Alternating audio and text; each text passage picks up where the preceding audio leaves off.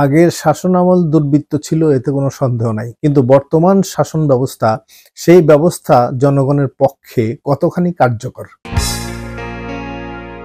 সাম্প্রতিক সময়ে বিশেষ করে ভারতের সঙ্গে বাংলাদেশের যে একটা বৈরী সম্পর্ক,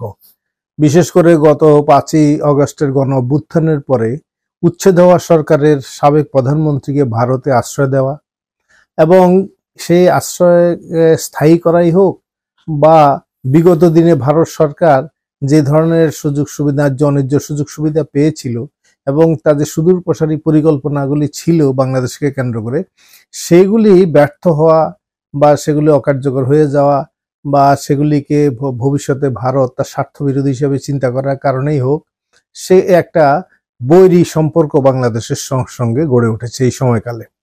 এবং এটা শুধু একটা কূটনৈতিক পর্যায়ে সীমাবদ্ধ নাই, এবং এইটার একটা বাহ্যিক প্রকাশ, যেমন এখানে কলকাতা এবং আগরতলায় যে আমাদের যেটাগুলি আছে অফিস, হ্যাঁ, সে জায়গায় এসে হামলা, পতাকা করা এবং কিছু মানুষ উস্কানি দিয়ে কিছু মানুষকে বাংলাদেশ বিরোধী একটা অবস্থানে তাদের গ্রহণ করা, এই কাজগুলি যেগুলি হচ্ছিল, ফলে এইটা একটা বিষয় আছে। এবং তার সঙ্গে বিশেষ করে ভারতে সামনে যে একটা হিন্দুত্ববাদী সরকার, তাদের নির্বাচন হলো 2026 সালে, ওইটাকে সামনে রেখে তারা একটা উন্মাদনা সৃষ্টি করতে চায় ওখানে। ফলে তারা একটা আগ্রাসী সাম্প্রদায়িক যে এটা উন্মাদনা বা উত্তেজনা সৃষ্টি করে যে বা একটা বক্তব্য আনার হাজির করার চেষ্টা করেছে যে বাংলাদেশে হিন্দুরা অনিরাপদ এবং এখানে হিন্দু সম্প্রদায়ের উপরে আক্রমণ হামলা চলছে এবং একটা গণহত্যার মতো পরিস্থিতি তৈরি হয়েছে। এই ধরনের একটা মিথ্যা প্রচার, সেই প্রচার দিয়ে উন্মাদনা তৈরি করা, যাতে তাতে হিন্দুত্ববাদী সরকার সেখানে তার বিশেষ করে পক্ষে একটা জনমত সংগ্রহ করতে পারে, হিন্দু ভোটারদের জনমত সংগ্রহ করতে পারে। এবং তার সঙ্গে প্রতিযোগিতা দিতে গিয়ে পশ্চিমবঙ্গের যে মুখ্যমন্ত্রী, তিনি আবার জাতিসংঘের পর্যবেক্ষণ বাংলাদেশে দেওয়ার সেই কথা বলেছেন। এইরকম একটা পরিস্থিতিতে তখন যে সরকার, অন্তর্বর্তীকালীন সরকার, সেই এই বিষয়ে বিভিন্ন সমস্ত রাজনৈতিক দলগুলির মতামতকে এটা শুনতে চেয়েছেন এবং সেই ইয়েতে আমরা অনুষ্ঠানে অংশগ্রহণ করেছি এবং প্রত্যেকটি দল যার যার নীতি আদর্শের স্বাতন্ত্র্য রক্ষা করে তারা কিভাবে এই পরিস্থিতি দেখছেন এবং কিভাবে কি করণীয় সরকারের, এই বিষয় নিয়ে পরামর্শ দিয়েছে।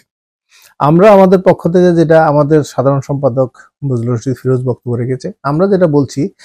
যে ভারতের হিন্দুত্ববাদী সরকারের উগ্র আগ্রাসী যে সাম্প্রদায়িক যে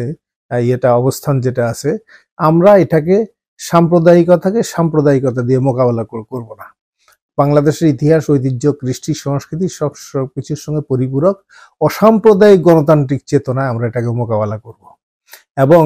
ভারতের শাসক শ্রেণী শুধু নয়, ভারতের জনগণের কাছে সঠিক বার্তাটা কিভাবে পৌঁছানো যাবে, এই উপমহাদেশের অন্যান্য দেশের রাষ্ট্র এবং জনগণের কাছে বার্তা কি করে দেওয়া যাবে এবং বিশ্ববাসীর কাছে, বিশ্ব জনমতের কাছে বিষয়টাকে কিভাবে সঠিকভাবে তুলে ধরা যাবে, এই বিষয়ে সরকারের সচেষ্ট হওয়ার কথা আমরা বলেছি। আর তার সঙ্গে যে বিষয়টা যেটা এসছে, আমরা বলছি যে দেশের আভ্যন্তরীণ সংকট যদি সঠিকভাবে মোকাবেলা করা না যায়, তাহলে বাইরের আক্রমণ প্রতিহত করাটাও কঠিন হয়ে পড়ে। এখন আমাদের এখানে বর্তমানে যে জনজীবনের সমস্যাটা প্রকট, দ্রব্যমূল্য ক্রমাগত সেটা নিয়ন্ত্রিত হচ্ছে না, আইন শৃঙ্খলা পরিস্থিতির অবনতি এবং বিশেষ করে গণ উন্মাদনা সৃষ্টি করে যে ধরনের একটা আক্রমণ, হত্যা, নির্যাতন এগুলি বিভিন্ন জায়গায় সংঘটিত হচ্ছে, সেগুলিকে কঠোরভাবে নিয়ন্ত্রণ করা এবং এখানে মানুষের মধ্যে আস্থা ফিরিয়ে আনা, অর্থাৎ কিভাবে এই শাসন ব্যবস্থায় জনগণের বিপক্ষে ছিল আগে শাসকরা, লুটেরাদের পক্ষে ছিল এবং তারা অন্যায় শাসন এখানে বলবৎ রেখেছিল। তাহলে এখন ইতিমধ্যে 120 দিন 15-20 দিনের মতো হয়ে যাচ্ছে, তাহলে জনসাধারণের মধ্যে আস্থাটা তৈরি করা যে আগের শাসনামল দুর্বৃত্ত ছিল, এতে কোনো সন্দেহ নাই, কিন্তু বর্তমান শাসন ব্যবস্থা, সেই ব্যবস্থা জনগণের পক্ষে কতখানি কার্যকর। এবং এইটা বা দ্রব্যমূল্য থেকে শুরু করে আইন শৃঙ্খলা পরিস্থিতি শুরু করে এবং তারা যে সংস্কারের কথা বলছেন, সংস্কারের বিষয়ের চেয়ে বড় কথা হলো মানুষ কাগজে কলমে কি কি সংস্কার হবে, তার চেয়ে বড় কথা হলো প্রত্যক্ষ দৈনন্দিন জীবনে মানুষ কি কি জিনিস তার পক্ষে দেখছে, এটা গুরুত্বপূর্ণ। ফলে বাজারে জিনিসপত্রের দাম বাড়ছে না কমছে, এটা অনেক বেশি গুরুত্বপূর্ণ।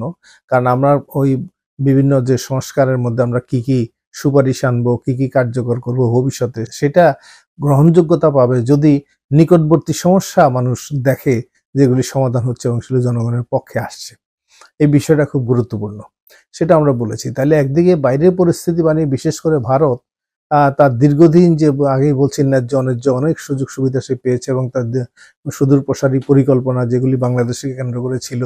উত্তর পূর্ব ভারতের পরিস্থিতি সহ এই অঞ্চলে যে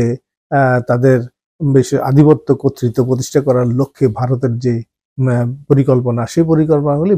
আগামী দিনে কার্যকর করা যাবে না। বর্তমান অতীতের যে শাসকরা ক্ষমতায় ছিল তারা থাকলে যেভাবে কার্যকর করতে পারতো, তারা যেহেতু নাই, এখন সেই জায়গায় এখন তাদের পুনর্বাসনের একটা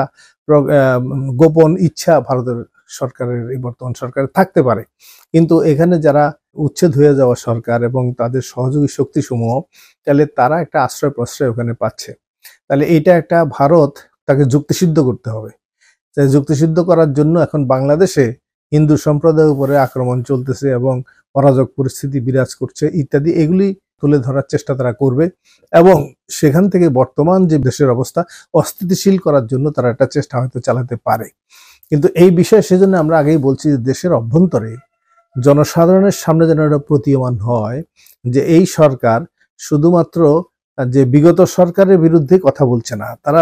এই বিদ্যমান সমস্যাগুলিকে দূর করার জন্য এবং সেগুলো জনজীবনের সমস্যা সে নিরসন করার জন্য সর্বাত্মক মনোযোগ দিয়ে তারা কাজ করছে। এই বিষয়টা খুব জরুরি।